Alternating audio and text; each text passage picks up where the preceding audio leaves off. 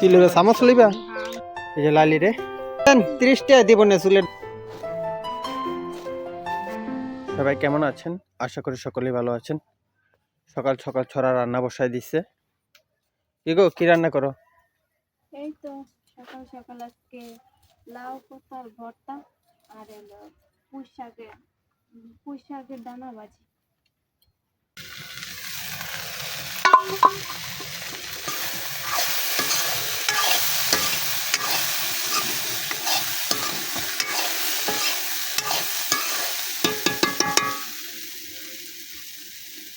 ওই যে কালকে পুঁই শাক তুলছিলাম যে আপনার সকাল সকাল পুঁই শাকের ভাজি, পুঁই শাকের বিচি সহ, আর হচ্ছে আপনার লাউ পাতা ভর্তা। ছড়া এখন ওই যে ওই জায়গার মধ্যে আপনার শিলপাটার মধ্যে লাউ পাতা বাড়তেছে। কি গো, ভর্তা হয় নাই? না, এই যে একটু বাকি। ও, তাড়াতাড়ি করো। এই তো ভর্তাটা হইলে খাইয়া আবার তোমার একটু খেতে যাম। ওই যে গরুর লেগে ঘাস কাটবো, গরুর লেগে ঘাস কেটে আবার দেই তোমার টমেটো খেটটা আর হচ্ছে পাতাকপি খেটটা দেই আমি একটু।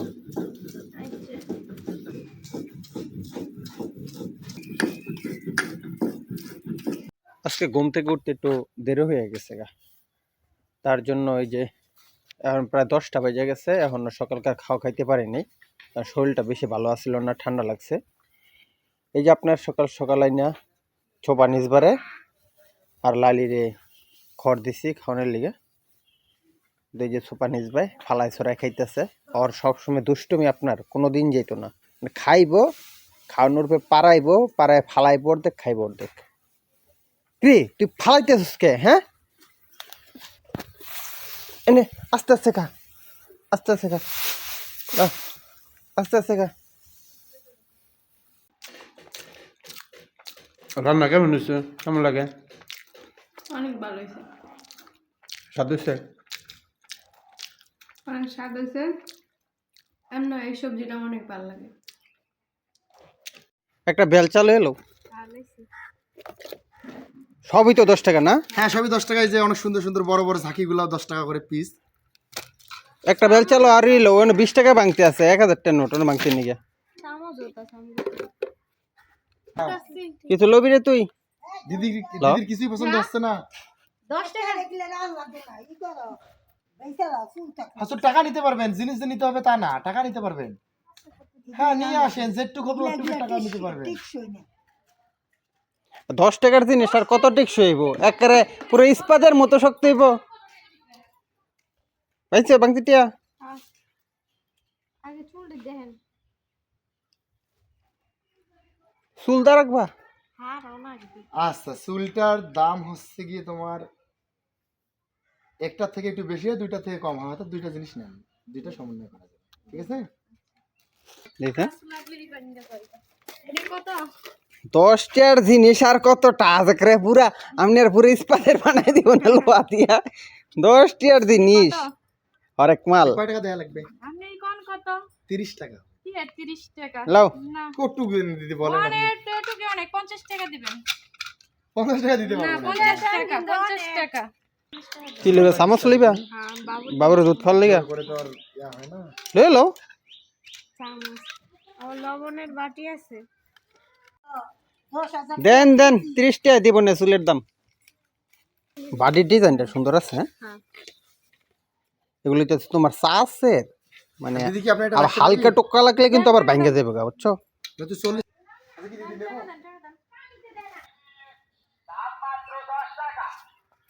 এই যে মাঠে এসে পড়ছি লালির জন্য আর সোপা নিজবার জন্য কয়টা ঘাস কাটতে হইব। আর এই যে আপনাদের যে আমার টমেটো ক্ষেত দেখাইছিলাম, একটানা 7-8 দিন পর্যন্ত আপনার খোয়া পড়ছিল, কুয়াশার কারণে গাছগুলা আপনার কোকড়ায় গেছিল শীতের প্রবণতায়। এখন মোটামুটিভাবে এই যে আপনার কপি গাছটাও মোটামুটিভাবে আপনার এখন তাজা।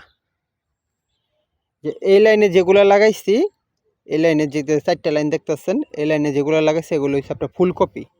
আর এই যে এই লাইনে যে 2 লাইন দেখতেছেন, এটি লাগাইছে আপনার পাতাকপি। এই জায়গার মধ্যে মূলত আপনার টমেটো, ফুলকপি, পাতাকপি আর কুমড়া গাছ, আর আপনার এই যে এই পাশে লাগাইছিলাম মিষ্টি আলু। আপনি ক্ষেত আগে লাগান আর পিছনে লাগান, কোনো সমস্যা নেই। আলির বয়স আপনার ঠিক থাকলেই এই বৈশাখ মাসের মনে করেন যে হইলো 10 দিন, হয়তো 15 দিন, এর মধ্যে আপনার মনে করেন যে ক্ষেত কাটা হয়ে যায়, ঠিক না কাকা?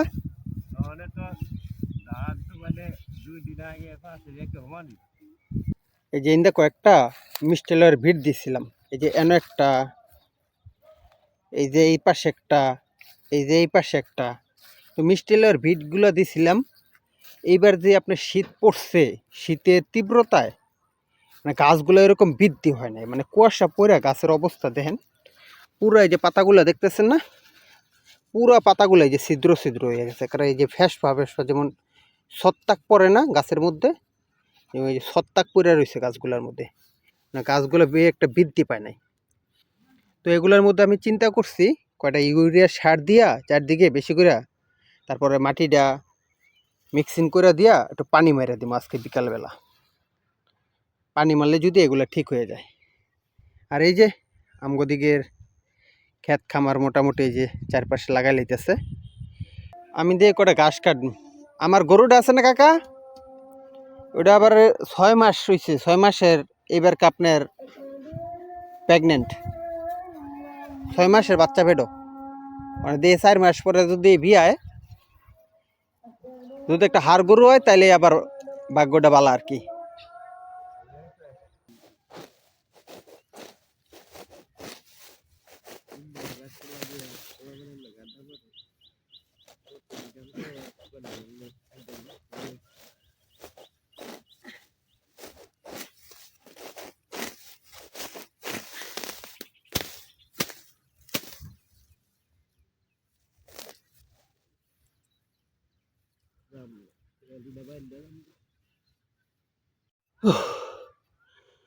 ক্লান্ত হয়ে গেছি, আজকে দুর্বা ঘাস কাটলাম।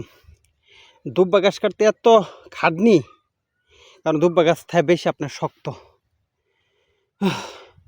এই যে যে জমিটা দেখতেছেন, এই জমিটার মধ্যে এবার ঘাস চাষ করলাম বলে, কিন্তু চাষ করিয়া পানি দিলে আরও 2-3 হাজার টাকার প্রয়োজন। তো আর্থিকভাবে একটু সমস্যার মধ্যে আছি, তো আপনারা আমার জন্য অবশ্যই দোয়া করেন। আর এই যে মোটামুটি লালের জন্য আর সোপা নিচবার জন্য কাটা শেষ হয়ে গেছে, এখন বাড়ির যাম, শরীরটা ক্লান্ত লাগতেছে। তো এই যে লালিরে আর সোপা নিচবারে ছড়া খাবার দিতেছে, তো আমার শরীরটা প্রচুর পরিমাণে ক্লান্ত লাগতেছে, তাই ছড়ারে বললাম তুমি কিছু ঘাস দাও। তো এই যে লালিরে আর সোপা নিচবারে দুইটারে খাওয়ান দিতেছে। তো আজকের ভিডিওটা এই পর্যন্তই। সবাই আমাদের জন্য অবশ্যই দোয়া করেন। যারা কষ্ট করে ভিডিওটা দেখছেন তাদেরকে অসংখ্য ধন্যবাদ।